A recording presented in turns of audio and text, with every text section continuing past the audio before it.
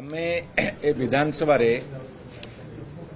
गृह विभाग दायित्व थिबा मान्यवर मुख्यमंत्री को गोटे प्रश्न पचारि 2024 जून 12 तारिख परठू जेबेठू आपण सरकार दायित्व नेले महिला मानक उपरे केते संख्या रे को दफारे अत्याचार करा जायछि ताकू टिके सूचना दियंतु।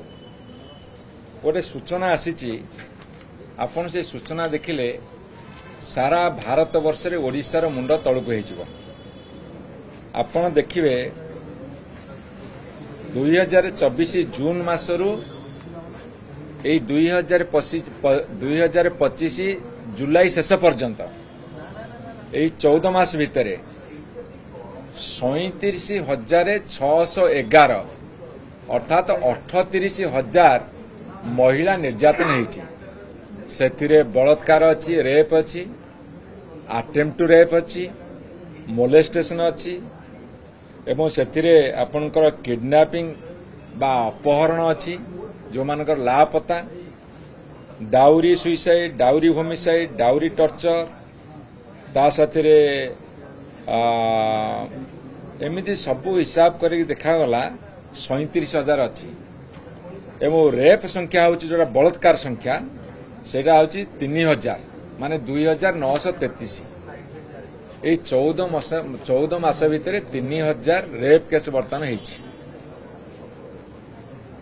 एवं ता साथिरे विभिन्न जगार महिला मानक दुर्व्यवहार प्रदर्शन करने 10,000 पाखापाखि एवं किडनैपिंग केस हूँ बर्तमान 8,000 उपरे माने 8,000 महिला बर्तमान ओडिशा रु कुआडे किडनैप हो गले तार खबर भी नहीं, लापता हो गले एवं डाउरी टर्चर और नॉन डाउरी टर्चर रे सी बर्तमान 12,000 पाखापाखि। आपण देखंतु गोटे सरकार 14 मास भितर गोटे अलोड़ा एवं जो रेकर्ड सृष्टि कले सेटा ओडिशार मुंड तळुकु करदेला।